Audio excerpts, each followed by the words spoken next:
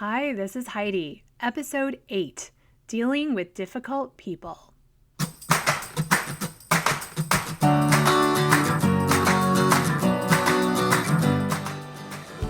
This podcast is for people seeking confidence, curiosity, and courage to live their best life. I'm glad you're here.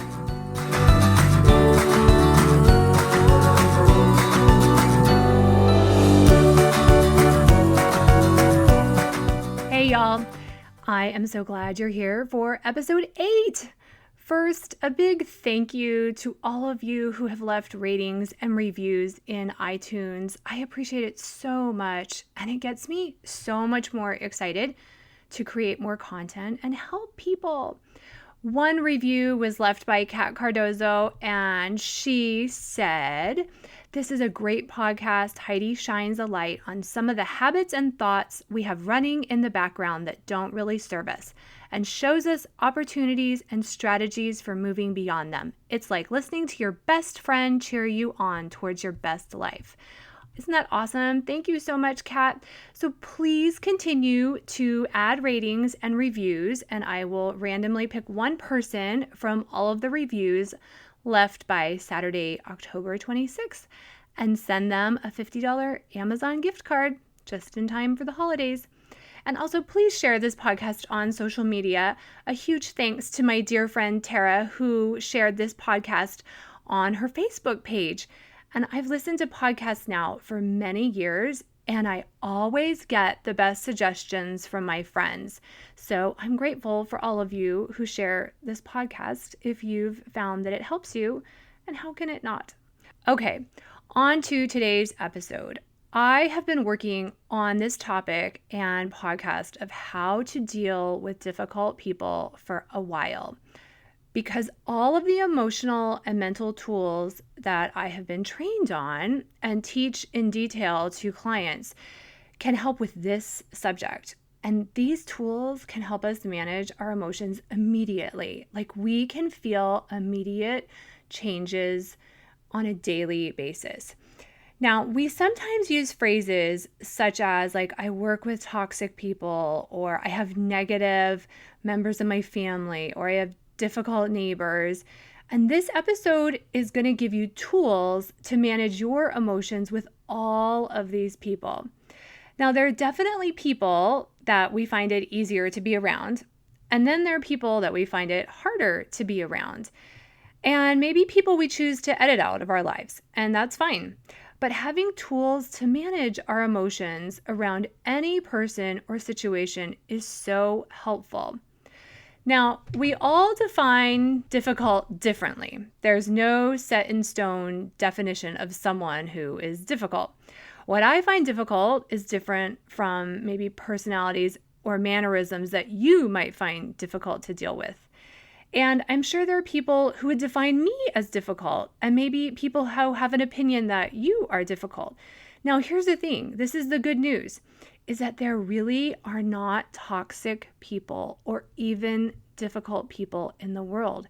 There aren't. Now, I do know that there are people who have certain vibes about them, the way they carry themselves, dress, speak, act, mannerisms. All of us have that. But that vibe or energy or toxicity or so forth can't jump into our body or into somebody else's body. So a snake is just a snake until they bite us and the venom gets inside us. A scorpion is just another desert animal until they bite us. But guess what? People are not snakes or scorpions or the such. So unless you're around a lot of biting 2-year-olds, you're not going to get bit by someone. People are not poison. They aren't toxic. They can't jump into our bodies and do harm. So with that being said, the only thing that harms us is what we think about how other people act. The judgments we make about what is acceptable or not acceptable, how we interpret what other people's actions mean about either our value, maybe our paranoia, if other people mean harm, even emotional harm to us. Those thoughts and more are what create the poison in our bodies. So there aren't annoying or toxic or difficult people, why are these crazy people operating in the world around us who challenge our emotions? People who are different from us are actually our best learning experiences. They're the best class that we've signed up for here in life. A great skill is learning how to deal with a huge variety of people and personalities. So a difficult person really is a gift to us because they make us strengthen our mental and social skills, and they make us aware of our own insecurities. Now, before I talk about several awesome tips and tools for dealing with these people, I want to first explain several concepts and ground rules, if you will, that we need to understand as we apply these tools. Now, first of all, everybody else in the world, everyone, no exceptions, everyone gets to act the way they want to. Everyone doesn't have to change to meet our expectations or our definitions of how another person should behave. More often than not, our reasons why someone is difficult or toxic is because we don't agree with how they're acting in a situation. But when we realize that they have the right to act any way they want, we take back some power for analyzing our own reaction to these people. And knowing we can't and shouldn't try to change them, we then have the right to be and act however we want. And we get to act the way we want to or react to people. So just as we need to allow other people to be who they are, we also have the right and responsibility to be whatever way we want to be. So I asked a few people to tell me what difficult people do in their lives. And someone said that a difficult mother-in-law doesn't allow any variations in holiday traditions. Somebody said a difficult coworker only works behind a closed door and doesn't socialize or try to get to know other people in the office. Another person said a difficult friend always offers unsolicited advice and is always making cutting comments about other people. Now, even if a lot of people would agree that these behaviors aren't enjoyable to be around, just allowing each of these people the freedom or the right to act the way they do eases up a little bit of the judgment that we have on them. Just saying, hey, they get to be the way they want to be. Now, people don't always get to choose the consequences for what they do, but they do get to choose how they act. People are totally free to drive double the speed limit, but they might get caught. They'll get fines. They'll lose their license, but they can drive whatever speed they want. A very old couple out for a Sunday drive always has the right to drive half the speed limit if they want to. So we also see in different cultures that different behaviors are acceptable. Even within the different societies that we live close by, there are different unwritten rules of what's acceptable and what isn't. Some cultures are always on time and never late, whereas other cultures have unwritten rules that it's totally okay and even expected to arrive 2 hours late to an event and that the event's going to go all night.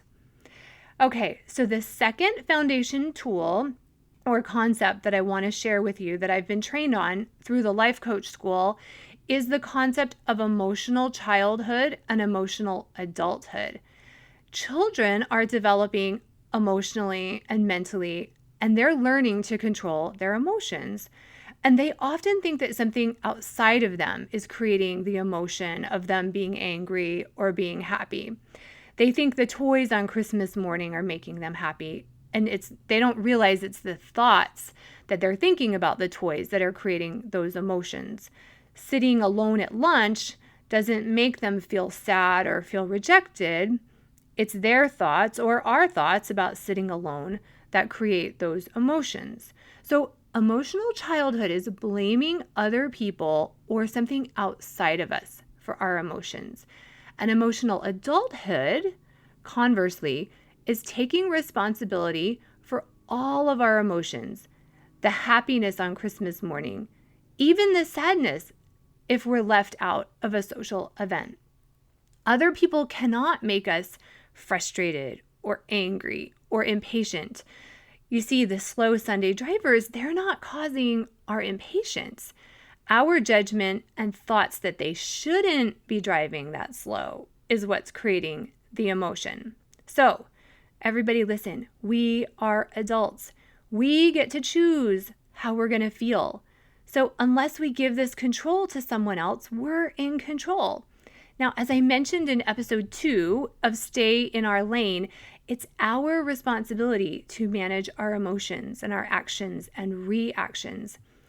I have a friend who has a very, quote, difficult, quote, brother-in-law, and that's her opinion. And when she's in a big group of extended family, she usually only tells me about this difficult person, kind of allowing him, who doesn't really seem like he knows how to manage his own emotions, to manage her emotions. So if like 20 people are present, this is the one person that triggers her emotions. And this is very common.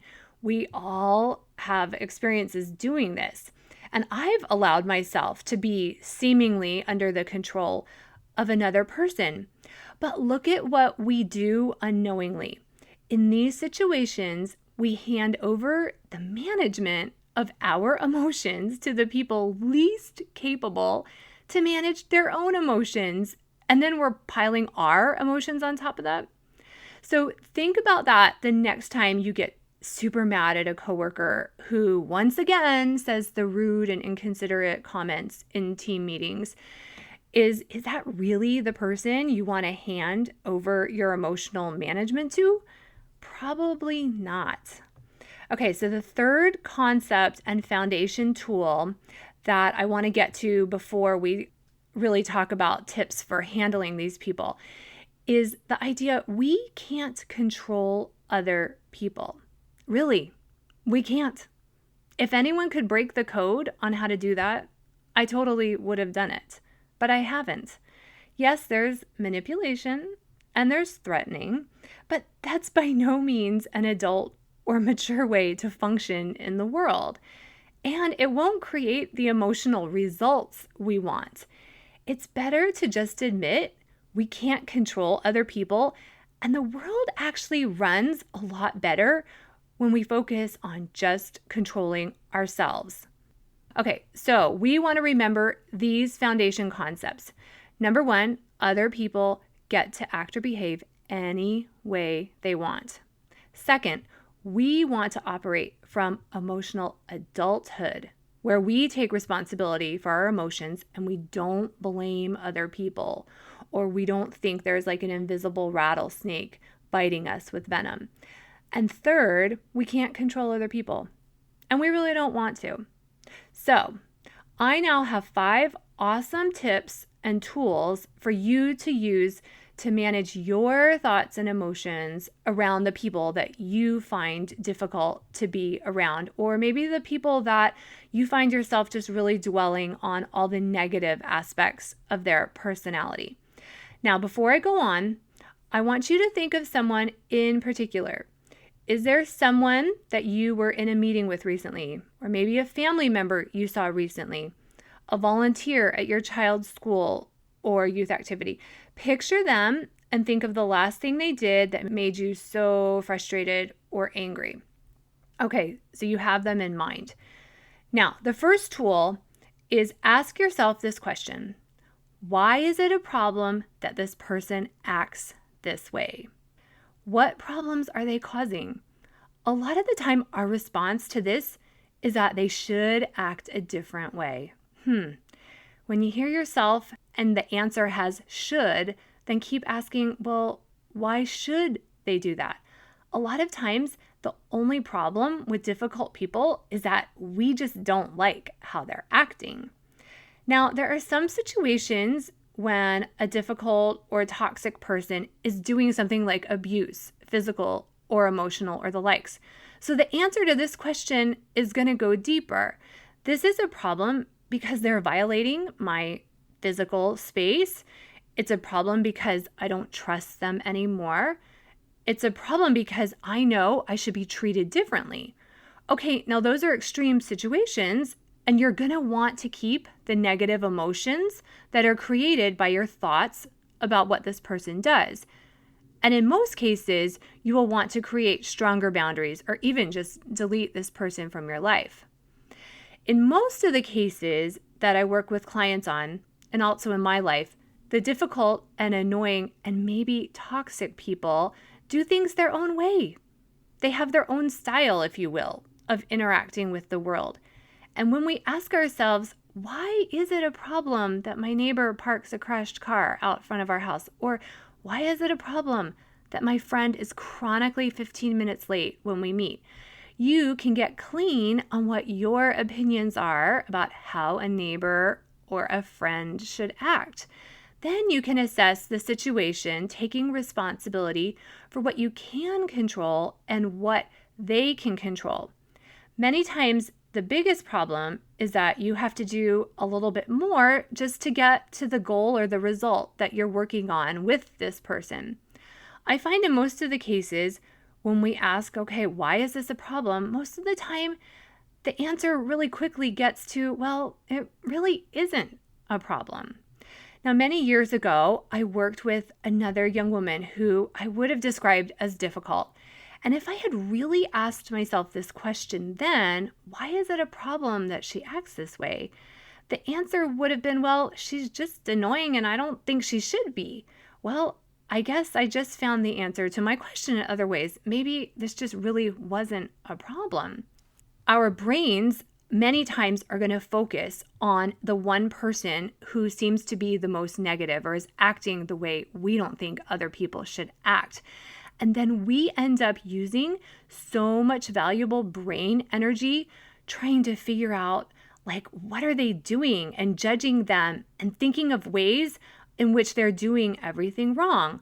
But asking this question, why is it a problem maybe that this person ignores me, always is going to give us insight into our opinions and even our self-worth.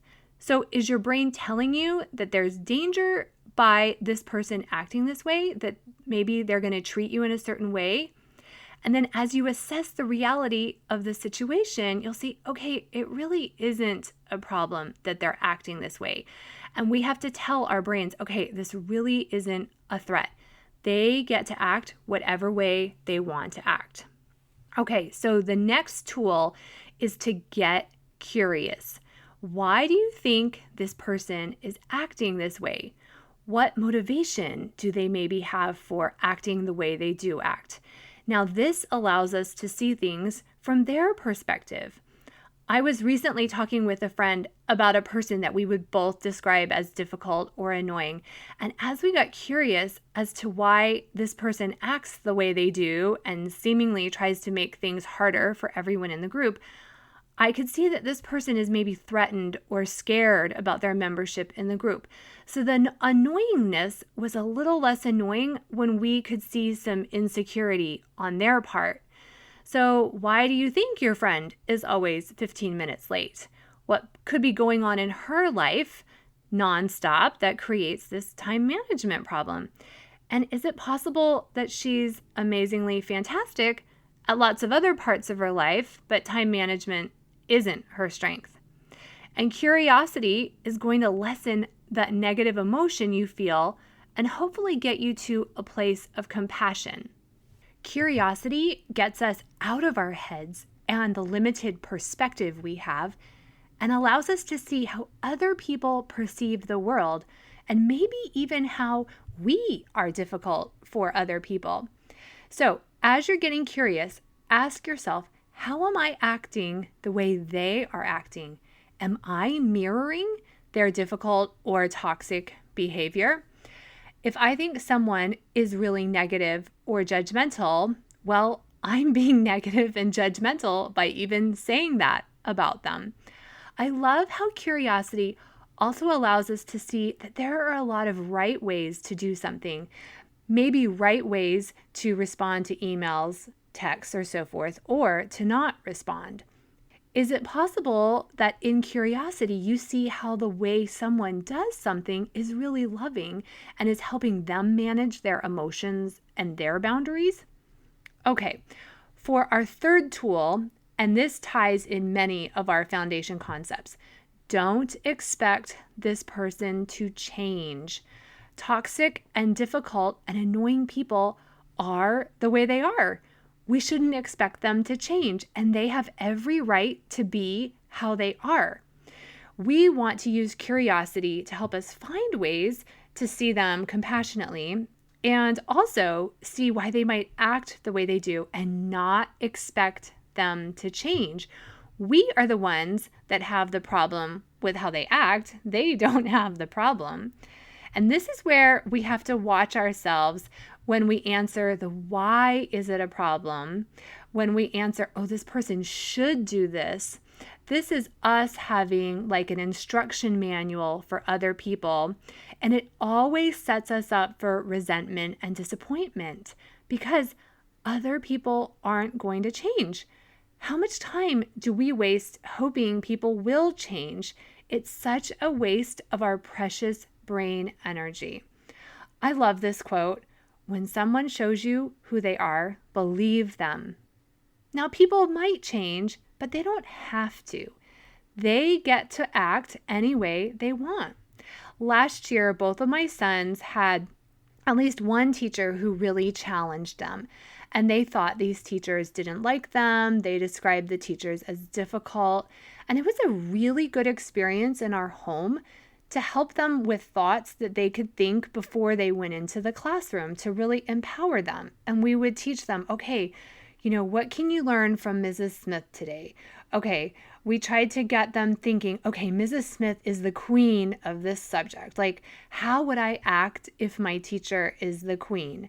Now, they're teenagers, so I'm not sure how much of this really sunk in, but we offered suggestions on how they're responsible for how they act, and they don't have to blame the teacher, and they don't have to expect the teacher to necessarily change. Okay, so the fourth tool is decide how you want to feel about this person and how you want to act around them. By thinking about the answers to these questions before you're around them, you are deliberately choosing your thoughts, feelings, and actions and staying in emotional adulthood. You aren't blaming the other person. So when you think about this difficult person, do you want to feel curious? So instead of quickly judging their inappropriate behavior, maybe you have a constant stream in your head of the thought, I wonder why they have to dominate every conversation and only talk about themselves. Maybe you want to feel compassion and love. What do you need to think to feel those emotions around them? Okay, maybe I'm so sorry my sister-in-law feels in competition with me. It must be hard to walk in her shoes. Or the thought, I don't know every battle that this person is fighting. Maybe you want to access confidence or empowerment when you have felt insecure around someone. You could think, it doesn't matter what this person thinks of me. I know I'm awesome and they don't have to like me. You don't have to choose a positive or happy emotion around people. At times you might choose to feel disappointed or hesitant or even indifferent. But it's an emotion you choose and you own that you're creating it for yourself. So someone in a very abusive relationship will be showing the most love to themselves if they choose to feel hurt or even scared. And these emotions then might propel them to protect themselves, which is very useful and appropriate. So once you determine the specific emotion that you want to feel around this person, ask yourself how you want to act around them so you aren't in reaction mode. How do you want to talk to them? What do you want to say with your body language? Can you smile and make eye contact even if they don't reciprocate it? Remember, you're only in control and in charge of your actions. What does kindness and curiosity and compassion look like? How can you look and act welcoming and open, not defensive or paranoid? Maybe you rehearse actions and a conversation where you lovingly put down boundaries around your interactions with someone. You limit the time that you're together so you can control your emotions. That's one way to act. I definitely have to do this. There are some people who just push the limits of my brain energy to manage my emotions around them. But my boundaries are to help me continue to feel love and acceptance. It's not to punish or to hurt someone. And this practice of preparing ahead of time how you want to feel and rehearsing the thoughts to create that emotion and then intentionally choosing how you want to act is the ultimate in taking control of your life, your brain, and respecting that other people are in charge of themselves and showing that we love them exactly as they are, imperfect, just like us. The best example of this comes from my friend Susan. She is a manager at a company and was told over a year ago that she was getting a new boss who had a reputation for being very difficult. This boss didn't know a lot about their business unit work, and lots of people were not happy about her coming to manage them, including Susan's peer, another manager. But Susan had the wisdom before the new boss started to mentally decide, I get to choose how I experience this new boss. I don't have to believe what everyone says about how difficult she is. I get to be open-minded. I can offer to help her get to know our business, and I'm going to have the best attitude I can. And Susan says that her coworker took a completely different approach. He was bitter. He was negative from the beginning. He didn't want her being there. But Susan was taking responsibility for her feelings and her actions and how she experienced this, quote, difficult person. And many months later, Susan found that she had developed a good relationship with this person. She didn't like all of the decisions that they were making, but she decided, okay, I'm going to try some of these new processes and I'm going to be open to learning new things. And this new boss became a great mentor to Susan. She was really grateful for the assistance that she had provided. And then she submitted Susan's name for a big promotion in the company, which she got. And the other negative coworker is still struggling, and I think he's maybe left the company. But look how Susan chose curiosity and determination and humility and openness, and she showed up as her highest self, and she ended up getting a nice promotion out of it. Now, that might not always be the result for all of us, but it's a great example of how to maturely deal with a difficult person. Okay, you guys, this is the fifth and final and most awesome mental tool. I learned this from Dr. Brene Brown, who is like an idol of mine. This is simple, but it's very powerful. Think of the most difficult person in your life. Okay, picture them. Who do you dread seeing the most day at work or at the family reunion or in the neighborhood or maybe at your child's school? Like, see them doing all of the toxic and annoying and difficult things. Now, ask yourself, what if they are doing the very best they can? They're behaving at the highest level they can. They are emotionally at their highest. They don't know any better. They are doing the best they can. This is particularly useful when we find ourselves judging another person, what they aren't doing, thinking they should be doing something else based on a level of performance that we expect. But what if they're doing the very best they can? What if their best is a different best than what we would do? Just thinking this thought usually softens significantly the anger we can feel towards someone, and it helps us get to a place of legitimate curiosity. I remember years ago being upset at a family member, and when I sat totally in this place of accepting that they were doing the very best they could and that I'm the jerk for not loving them where they are, I was able to feel 100 times better about them, and I stopped reading into their behavior or lack of behavior, and I accessed compassion and understanding and was able to show up as a much better version of myself.